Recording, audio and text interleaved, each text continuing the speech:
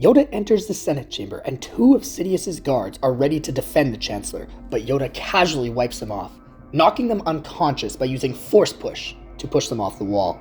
With Masamida, the Grand Vizier of the Empire, standing beside him, Sidious turns to face Yoda. He knows what's coming, and he's well prepared to face the legendary Jedi. Or so he thought. Have you ever wondered how different the galaxy would have looked if Anakin had defeated Obi-Wan and Yoda had defeated Sidious in Revenge of the Sith? Have you ever wondered what would have happened if the opposite people had been victorious in their conflicts? Well, today you'll get that answer because that is exactly what we'll be exploring in this video. So, cuddle up with your tauntaun, grab a glass of some Bantha brew, and join me for this wild and wacky journey into the idea of what if Yoda and Anakin won in Revenge of the Sith. I hear you have a new apprentice, says Yoda. Or should I call you Darth Sidious? Master Yoda, you survived, Sidious exclaims with contentment. Surprised, are you? Yoda cheekily replies to Sidious. Your arrogance blinds you, Master Yoda.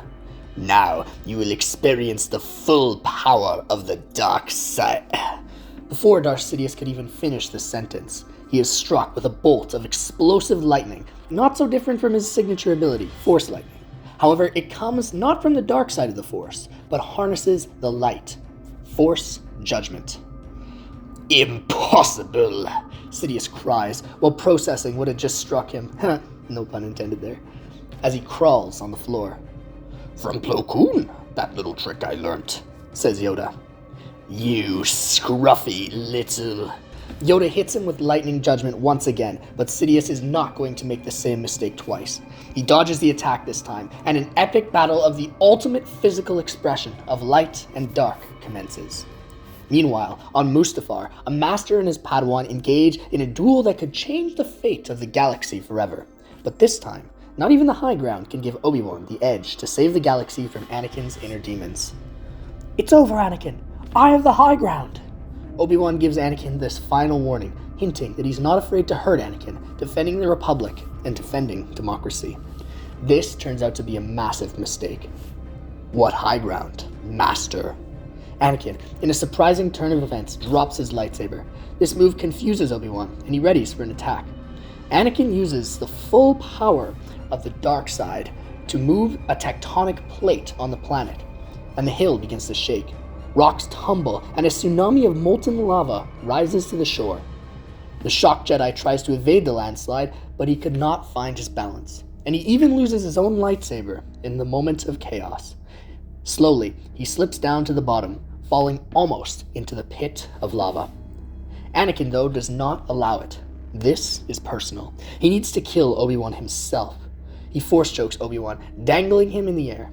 As Obi-Wan struggles, he tries to talk Anakin out of this. You don't have to do this, Anakin, Obi-Wan pleads. You never really were a good master, Kenobi. What kind of master betrays their own Padawan? I'm sorry, Anakin. I have failed you. But think of what Padmé would think of you right now. Anakin does take a moment to reflect on his actions, and he thinks of Padmé, and he envisions his future children. He even imagines a life where Obi-Wan is still with them. His grip slowly loosens on Obi-Wan's neck, giving the Jedi Master a chance to breathe. But a voice interrupts Anakin's thought. Do it! Do it! Kill Obi-Wan! Master! Anakin awakes from his reflection, and Obi-Wan notices a change. Obi-Wan found his lightsaber in the distance of his reach, and he tries to reach out for it with the Force. Anakin sees through Obi-Wan's intentions, though, and he reaches out for it as well to prevent Obi-Wan from getting a hold of it. It becomes a tug of war to reach the saber. Both are exhausted, but the will of Obi-Wan is strong. Not wanting to risk losing Padmé, Anakin does the unthinkable. He uses the Force to grab Obi-Wan's neck, but this time he doesn't hesitate. He snaps Obi-Wan's neck, killing his master instantly. The lightsaber then swiftly flies to his hand. He takes a good look at his master's prized possession and slips it into his pocket, intending to keep it as a souvenir. It would be another fine addition to his collection. Padmé, Master! Anakin runs towards the ship, hoping to save both of their lives. But it's far too late for Sidious, as Yoda's mastery of Force judgment is too strong for the Sith Lord to handle. Darth Sidious dies, giving Anakin the final order to kill Obi-Wan through the Force, and changing the course of the galaxy forever. Upon the Chancellor's death, Yoda still meets with Bail and departs from the Senate building, knowing that the galaxy will be thrown into turmoil. Yoda has escaped from the grasp of the Empire. Yoda still tells Bail that he's going into voluntary exile, and Bail tells Yoda that he will also inform Padmé of this decision, because he knows that she's on their side. After the altercation, Anakin returns to Coruscant with R2, and he stops to ensure that Padmé gives birth and survives. She does not die during childbirth, and she gives birth to 2 happy, healthy children, Luke and Leia. As he greets the younglings of his own into the world, he tells Padmé that Obi-Wan is a traitor, and that he had dealt with him like one. Padmé knows that Palpatine has manipulated Anakin. She makes a decision to bring him back, even though she knows that the brainwashing is strong. She knows that she will have to keep trying to bring Annie back, and Annie will finally be okay. Anakin promises her their children will live a good life under the Empire. The Senate is in chaos, and there's no clear successor to Palpatine.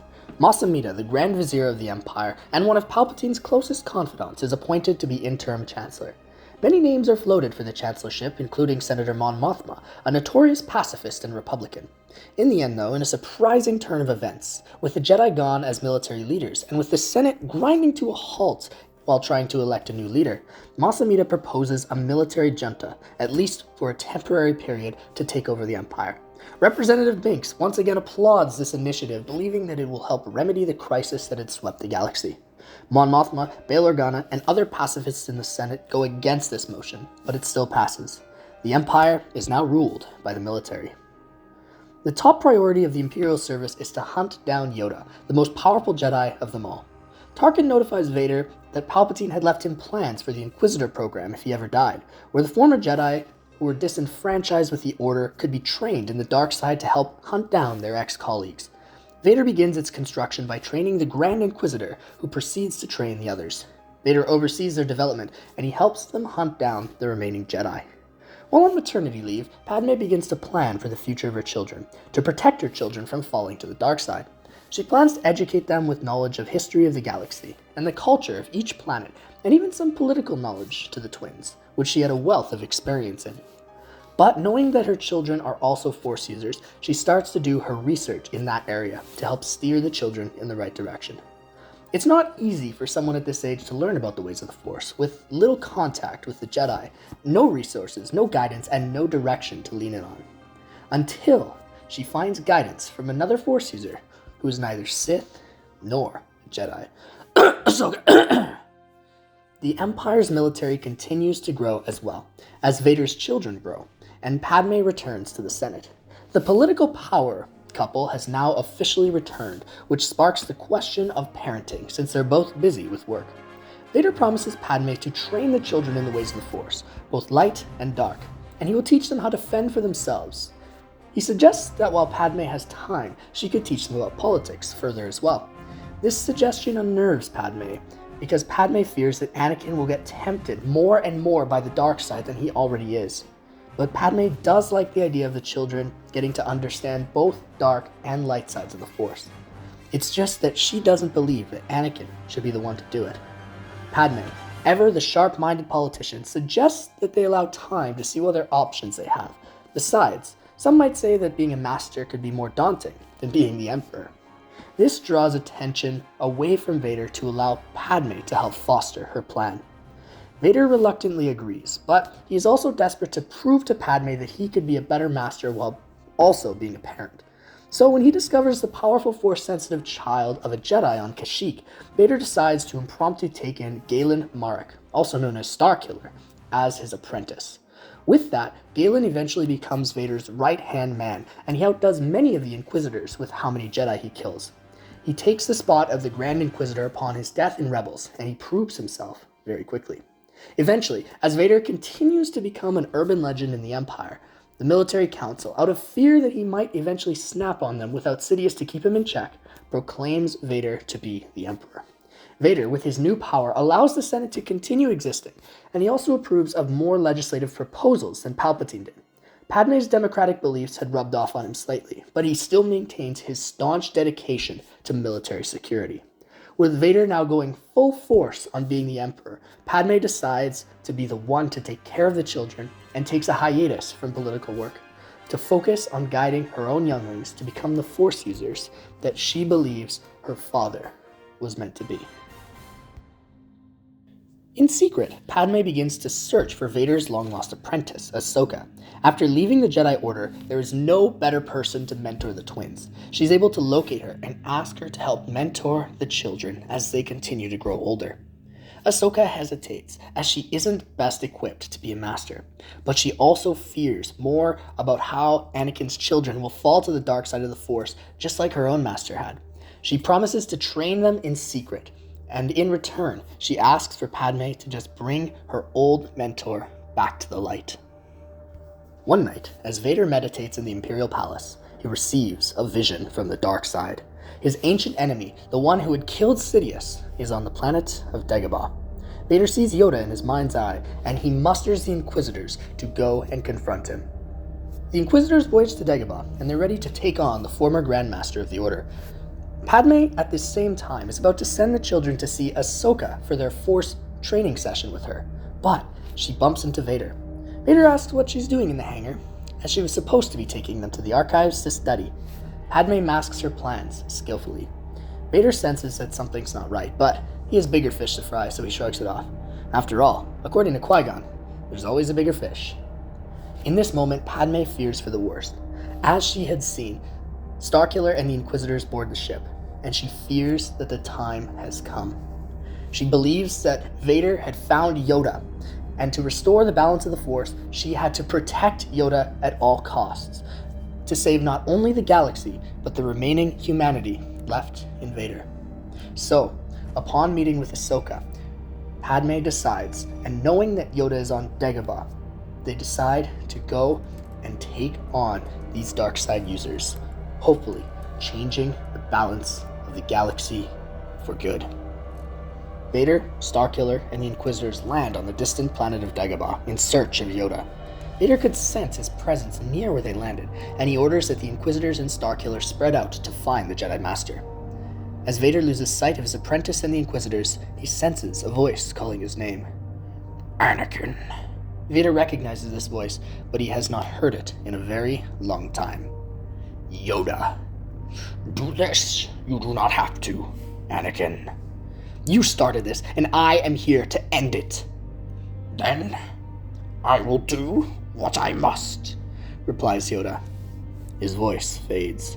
In the distance, Anakin can hear the cries of his Inquisitors, and it seems that they've located Yoda. But upon closer inspection, the opposite is true. Yoda had found the Inquisitors instead, and he had unleashed a surprise attack against them. Vader immediately runs towards the action, igniting his lightsaber whilst calling Galen for backup. He reaches the location where he hears the Inquisitors' cries for help. It was a brutal massacre, and all the Inquisitors couldn't even touch Yoda. Yoda is sitting on the rock, waiting for Vader to strike. Vader looks at all of the bodies lying on the ground. All that he's worked for, all of it is gone in a single battle. And all that without Yoda even using his lightsaber. Rage builds within Anakin. He stares down the Grand Master, clenching his fist. Sparks begin to fly from his hand.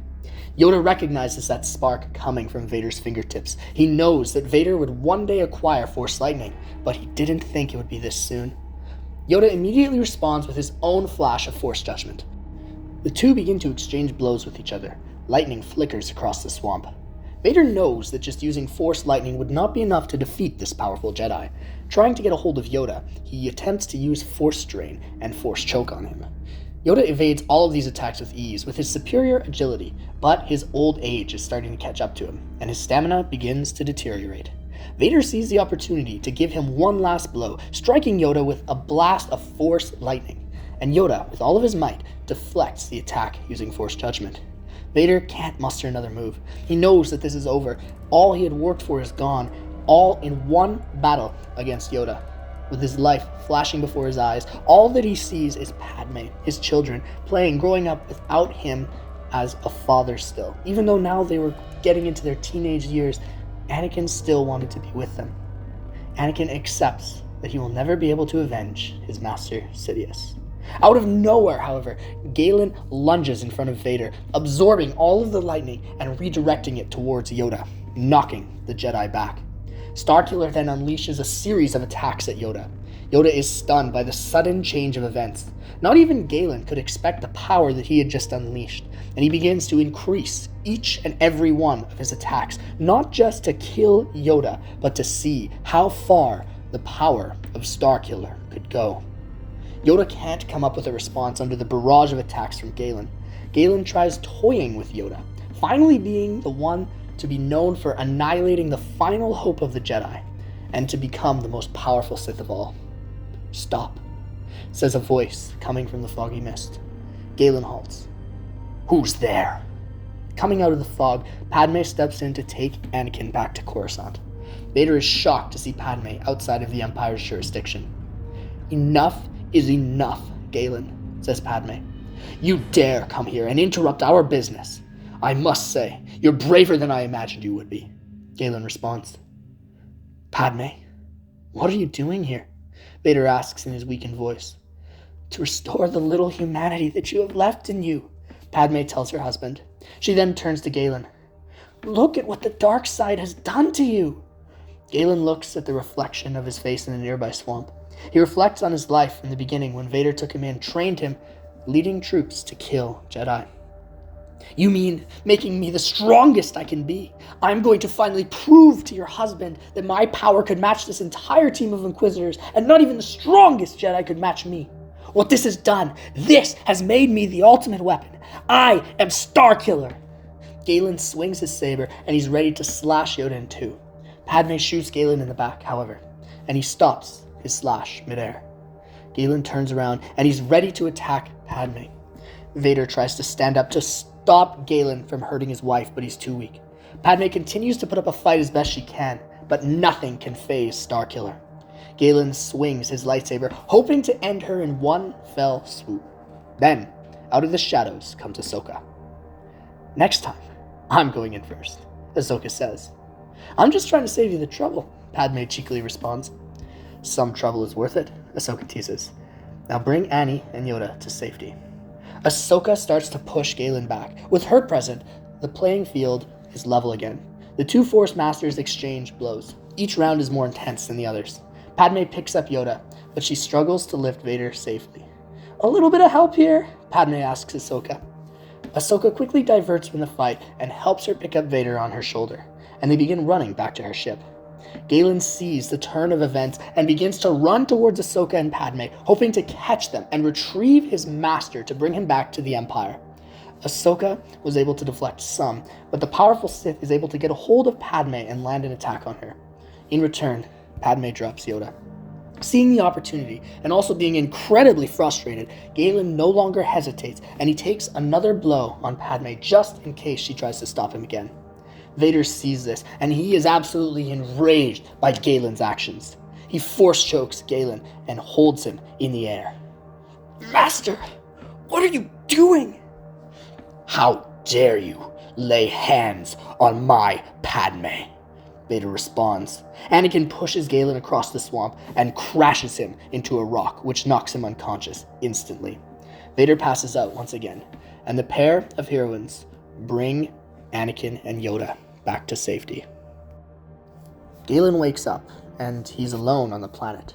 He retreats to Coruscant in the shuttle that he had arrived in, and he begins a propaganda campaign against Vader. He tells civilians that Vader had betrayed him on his mission to kill Yoda, and that now he's hiding the old Jedi Master. Some people believe Galen, but others don't. Vader is a very popular emperor, after all. The Senate forces Vader to step down after these turn of events, though, and he doesn't mind, as he felt that the empire that he had built no longer aligned with his beliefs. The fight against Yoda changed Vader's perspective, and he starts to take a more gray approach to the Force. With Padmé's support, he brought himself to see Ahsoka, to teach him the ways that she had discovered. And these guys are landed on Tython. They decide it's a safe place and they would be able to hide from the Empire's forces. Funny enough, this is also where Ahsoka hides Yoda. After the fight, Yoda and Ahsoka decide that this is where it would be safe, an ancient Jedi sanctuary where they could have peace and not be bothered by the forces of the Empire. They could also focus their powers to the Force Nexus on the planet and learn more about the very nature of the light side. In return, Ahsoka, Yoda, and Anakin start to train Luke and Leia here again, and eventually they start to teach Grogu. In the end, after Vader steps down as Emperor, Starkiller is proclaimed to be the new Emperor by the Senate. He adheres to the Tarkin Doctrine, and he approves of funding for the Death Star to be built, especially upon hearing reports of strange activity in the unknown regions. Vader is remembered as a moderate emperor, as Padmé had always kept him grounded in being a decent guy and a decent politician. Vader trains his children in the ways of the Force, reads, and shifts from Sith philosophy to a more gray one, as his apprentice, Ahsoka, had done. Starkiller's rule is fiercer than Vader's, but the galaxy remains safe under his leadership. As Vader's kids continue to grow up, they end up inheriting both characteristics from their father and their mother. They believe in the ideas of freedom, democracy, and openness that Padmé espouses, but they also inherit the military discipline and force abilities of their father. At the end of the day, everything settles down. The Empire is secure under Starkiller's rule, and there is little opposition to what he wants to do with the galaxy. In turn, Vader is able to safely settle down with his family on Tython and learn more about the gray side of the Force. For our heroes, things look okay, and the galaxy is in a place of peace.